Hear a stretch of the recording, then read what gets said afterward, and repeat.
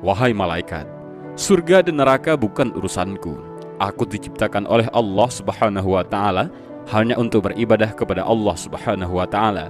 Sebagaimana Allah Subhanahu wa Ta'ala berfirman, tidaklah aku ciptakan jin dan manusia kecuali hanya untuk beribadah kepadaku. Mau aku masuk surga atau neraka, itu haknya Allah. Dan subhanallah, beliau benar-benar ikhlas dalam beribadah. Assalamualaikum warahmatullahi wabarakatuh. Dan ini adalah kisah wali yang namanya tertera di Lauhul Mahfuz sebagai penghuni neraka. Ada seorang sufi bernama Syekh Abdul Aziz Ad-Dabagh. Beliau dalam kalangan tokoh tasawuf termasuk ulama kelas atas, wali min auliyaillah, ahli ibadah. Suatu ketika, malaikat melihat namanya di lembaran kitab Lauhul Mahfuz ada dalam deretan penghuni neraka. Melihat hal tersebut, malaikat merasa kasihan dan mendatangi Abdul Aziz Ad-Dabagh. Malaikat berkata, "Wahai Abdul Aziz, untuk apa engkau ibadah sampai segitunya? Sedangkan aku lihat namamu di lembaran Lauhul Mahfuz, engkau adalah penghuni neraka. Mau engkau ibadah bagaimanapun, engkau tetap akan masuk neraka." Kemudian Abdul Aziz menjawab, "Wahai malaikat, surga dan neraka bukan urusanku. Aku diciptakan oleh Allah Subhanahu wa Ta'ala hanya untuk beribadah kepada Allah Subhanahu wa Ta'ala. Sebagaimana Allah Subhanahu wa Ta'ala berfirman, tidaklah aku ciptakan jin dan manusia kecuali hanya untuk beribadah kepadaku. Mau aku masuk surga atau neraka, itu haknya Allah." Dan subhanallah, beliau benar-benar ikhlas dalam beribadah.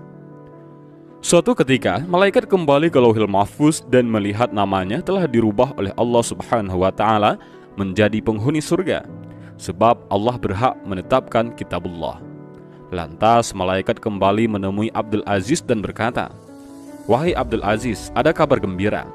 Baru saja aku melihat namamu oleh Allah telah dirubah menjadi penghuni surga." Abdul Aziz menjawab, "Alhamdulillah, tapi sekali lagi malaikat, surga dan neraka bukan urusanku. Aku beribadah hanya untuk menggapai ridhonya Allah Subhanahu wa Ta'ala. Kalau Allah Subhanahu wa Ta'ala ridho aku di neraka, ya itulah tujuanku." Malaikat pun takjub dengan keikhlasan Abdul Aziz dalam beribadah dan berkata, "Wahai Abdul Aziz, ikhlasmu inilah yang membuat Allah ridho dan merubah namamu menjadi penghuni surga." Ada kisah lain, yaitu ahli maksiat masuk surga, ahli ibadah masuk neraka, dan inilah penyebabnya. Rasulullah SAW pernah berkisah tentang dua orang bersaudara dari kalangan Bani Israel. Yang satu sering berbuat dosa, sementara yang lain sebaliknya, sangat tekun beribadah. Yang terakhir disebut ini rupanya tidak henti-hentinya menyaksikan saudaranya itu melakukan dosa hingga mulutnya tak betah untuk tidak menegur. "Berhentilah," sergahnya. Teguran itu seolah hanya masuk melalui telinga kanan dan keluar lagi lewat telinga kiri. Perbuatan dosa berlanjut dan sekali lagi tak luput dari mata saudaranya yang rajin beribadah. "Berhentilah," suruhnya kembali. Si pendosa lantas berucap, "Tinggalkan aku bersama Tuhanku. Apakah kau diutus untuk mengawasiku?" Saudara yang ahli ibadah pun menimpali, "Demi Allah, Allah tidak akan mengampunimu. Allah tidak akan memasukkanmu ke surga."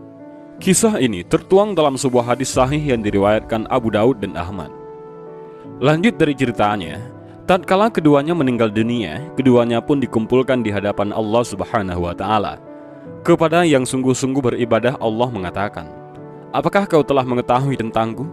Apakah kau sudah memiliki kemampuan atas apa yang ada dalam genggamanku?" Drama keduanya pun berlanjut dengan akhir yang mengejutkan. "Pergi dan masuklah ke surga dengan rahmatku," kata Allah kepada si pendosa. Sementara kepada ahli ibadah, Allah mengatakan, "Wahai malaikat, giringlah ia menuju neraka."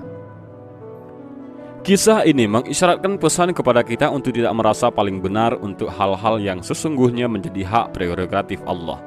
Tentu, beribadah dan meyakini kebenaran adalah hal yang utama, tapi menjadi keliru tatkala sikap tersebut dihinggapi takabur dengan menghakimi pihak lain.